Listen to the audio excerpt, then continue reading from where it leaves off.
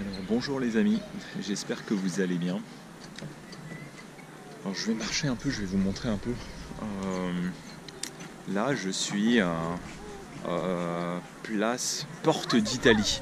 Porte d'Italie dans Paris, c'est un quartier chinois. On dit c'est un quartier chinois. Et vous voyez, il y a beaucoup d'Asiatiques. En fait, c'est pas le plus vieux quartier chinois, mais le second.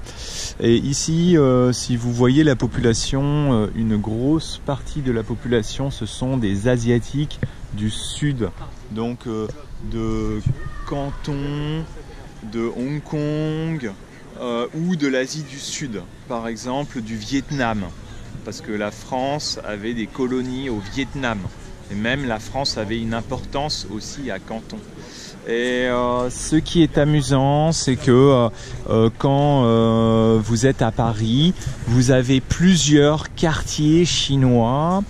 Mais en fait, ce ne sont pas vraiment des quartiers chinois. Hein. C'est souvent des quartiers asiatiques. Donc, ici, par exemple, il y a beaucoup de Vietnamiens.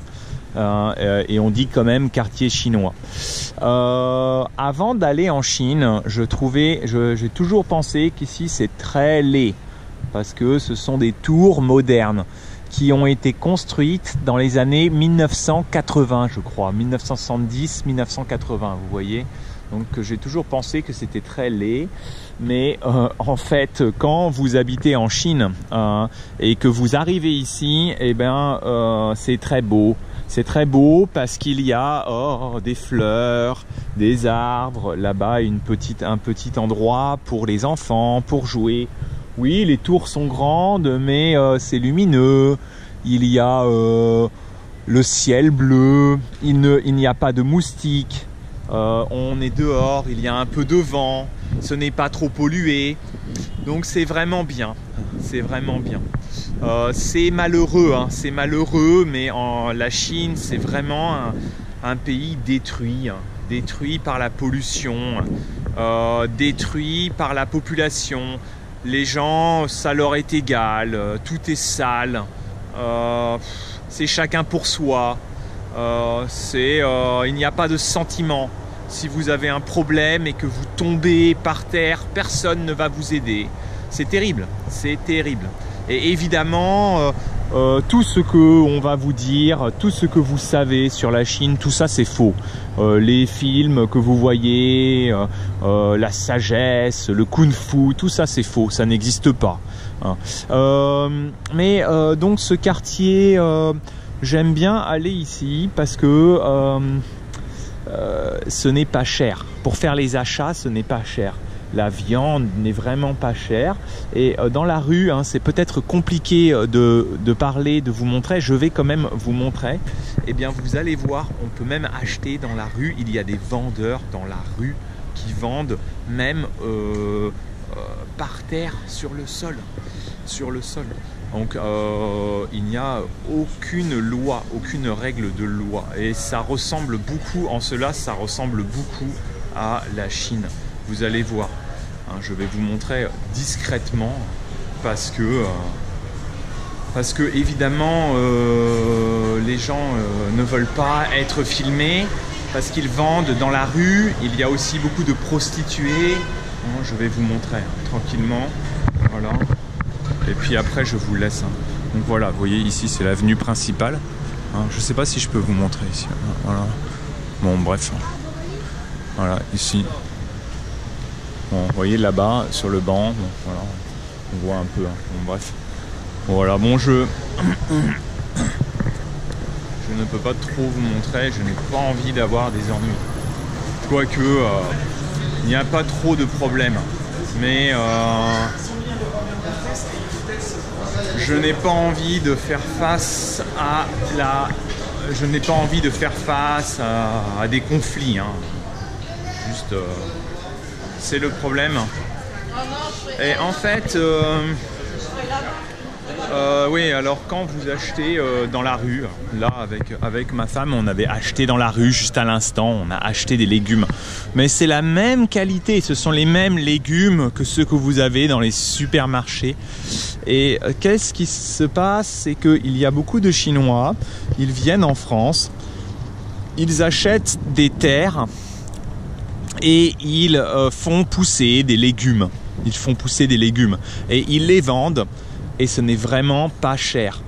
Ce n'est pas de la meilleure qualité parce que sans doute ils font comme en Chine, ils mettent des pesticides. Il y a peut-être plus de contrôle, mais ce n'est pas la meilleure qualité. Ceci dit, avec ma femme, on achète, mais je dis toujours à ma femme, ok, mais achète seulement les légumes qui ont la peau très épaisse. Comme ça, les pesticides ne passent pas. Par exemple, le concombre, les courgettes, voilà. Ici, vous voyez, c'est un peu comme en Chine, c'est-à-dire que les grands-parents s'occupent des enfants. Les grands-parents s'occupent des enfants et c'est un problème au niveau de l'éducation parce que les grands-parents n'ont pas vraiment d'autorité. Et les enfants chinois, souvent, sont très égoïstes, peut-être centrés sur eux-mêmes à cause de... Je pense parce qu'ils sont élevés par les grands-parents. Après, je ne veux pas... vous savez, j'avais mon autre chaîne sur la Chine et j'ai eu beaucoup de problèmes parce que quand on parle, quand on veut critiquer ou discuter sur la société, l'éducation, la culture, eh bien, tout de suite, le gouvernement chinois... ne veut pas, il n'accepte pas la critique. Il n'accepte pas la critique et on ne peut pas discuter il n'y a pas de sociologie. On ne peut pas discuter de la société. En France aussi, souvent, on ne peut pas trop discuter de la société. Je vais vous montrer quels légumes nous avons achetés. Baby, tu peux me montrer les légumes? Vas-y. Alors, donc ça, c'est que c'est. Attends. Je vais regarder après. Qu'est-ce que c'est? Donc ça, ouais, donc, du coup, ouais, d'accord. Donc c'est du concombre amer en français. C'est un légume chinois. C'est bon pour la santé. C'est bon pour le foie. Ça permet de nettoyer le foie parce que c'est un légume amer. Il y a aussi ça là. Et oui, ça, ce sont des, ouais, c'est ça. Ça, ce sont des oignons. Ça, des oignons. C'est pas des oignons. Comment ça s'appelle? Ouais, ah oui, mais c'est comme des oignons. Si, c'est des oignons en tige, c'est ça. Et celui-ci aussi, ouais, avec des œufs. Et le dongua, c'est en français, je sais pas trop comment dire un dongua. C'est à l'intérieur, la chair est blanche. Ouais, le melon d'hiver. Et ça c'est bien parce que même s'ils mettent des pesticides, la peau est épaisse, donc c'est bien. Et ce sont donc des Chinois. Alors je ne sais pas, il doit être pas loin de Paris, peut-être à 2 heures de Paris. Et qu'est-ce que tu me montrais sur la mairie? Qu'est-ce qu'ils t'ont donné? C'est pour payer, c'est ça? Non, c'est pas pour payer, c'est pour voter sur le budget. Ah, voter le budget, d'accord. Donc c'est l'arrondissement ici, c'est le 13e. Le budget. Ah ouais, comment vous voulez utiliser l'argent, c'est ça? Ouais.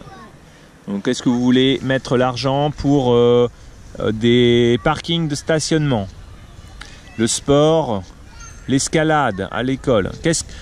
Nous avons de l'argent, la mairie de Paris dans le 13e a de l'argent.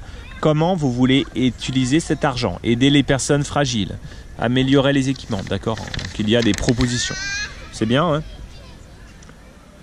Comme ça, il faut cocher les priorités. 4 projets. Donc il faut choisir seulement 4 projets. Il y a beaucoup de projets. C'est bien ça, c'est bien. Okay.